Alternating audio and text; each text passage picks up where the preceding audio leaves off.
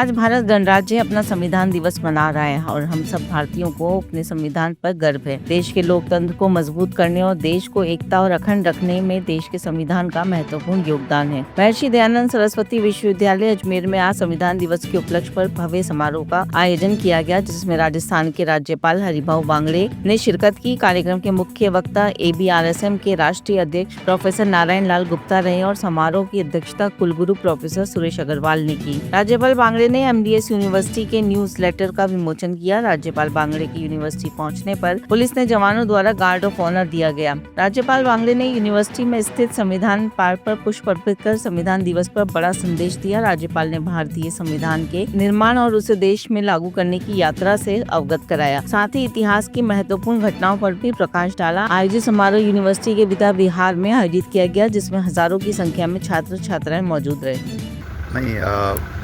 ये बहुत अच्छा एक जागृति का कार्यक्रम यहाँ महर्षि दयानंद सरस्वती विश्वविद्यालय में हुआ है, जो युवा विद्यार्थियों और शिक्षकों के बीच में भारत के संवैधानिक मूल्यों का किस तरह से स्थापन हो, संविधान की यात्रा और उसको लेकर अपनी भूमिका, संवैधानिक मूल्यों के प्रकाश में अपनी भूमिका को पुनर्व्याख्यायित करना, इसको लेकर आज माननीय राज्यपाल महोदय ने और जो विषय रखा है, निश्चित रूप से उसके प्रकाश में भारत की युवा पीढ़ी अपने कर्मों को देखेगी, मुझे लगता है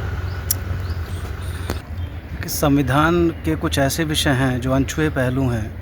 विश्वविद्यालय चाहता है कि वो अनछुए पहलुओं पर शोध करवाए और उसमें एक अभ्यास वर्ग की शुरुआत भी करे।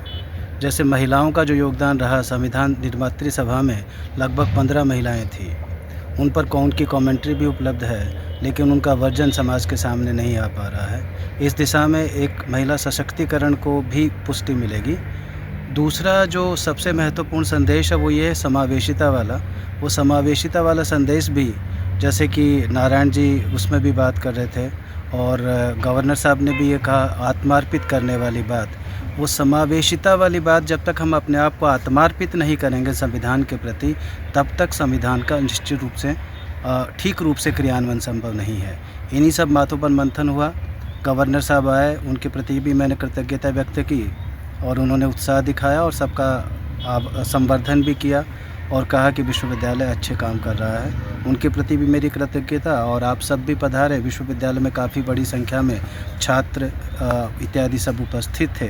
इसके लिए आप मीडिया कर्मियों की तरफ से भी मैं उनके प्रति कृतज्ञता व्यक्त करता हूं। आप सबके प्रति भी कृतज्ञता व्यक्त करता हूं कि आपने इस कार्यक्रम को इतना सुचारू रूप से और सफल रूप से संचालित। सर, कम समय में इतना भव्य आयोजन करना विश्वविद्यालय के लिए, विश्वविद्यालय प्रशासन को क्या संदेश देना चाहिए? नहीं, सब मिल कर के करते हैं। जैसे कुल सचिव हैं, उनका भी सहयोग मिलता है। वित्त प्रबंधक है, उनका भी सहयोग मिलता है।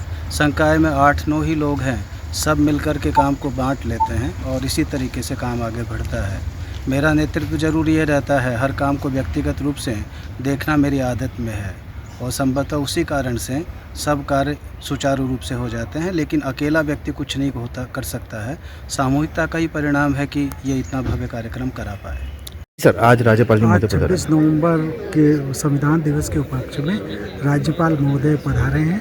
उन्होंने संविधान पार्क में संविधान के समक्ष पुष्पांजलि अर्पित की है। अब वो यहाँ पर पधार रहे हैं और यहाँ पे वो उद्बोधन देंगे और जिसमें करीब 1100 के करीब विद्यार्थी हैं, वो शामिल हो रहे हैं। ठीक है। आपका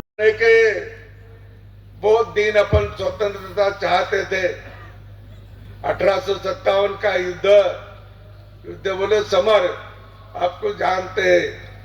1857 में मंगल पांडे ने, जो वहाँ मिलिट्री में थे उनके, ब्रिटिशों के, लेकिन उन्होंने वहाँ किसी लोगों को बंदूक से मारा, उड़ाया, तो वहां से चल रहा है।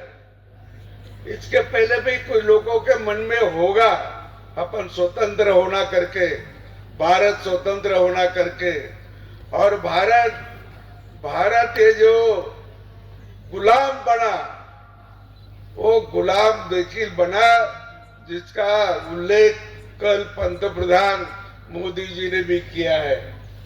मैंने भी बहुत बार किया उसका उल्लेख। तो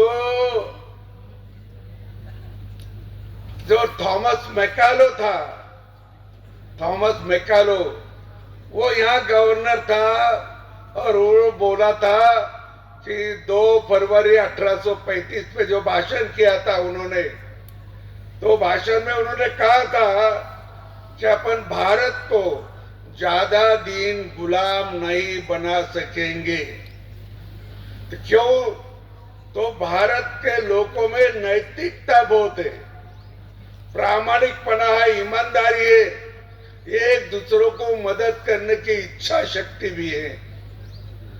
और वो मैं हिंदुस्तान में सभी और घुमा, मुझे कहीं चोर मिला नहीं, मुझे कहीं भीख मांगने वाला भी मिला नहीं। इतना समृद्ध देश था।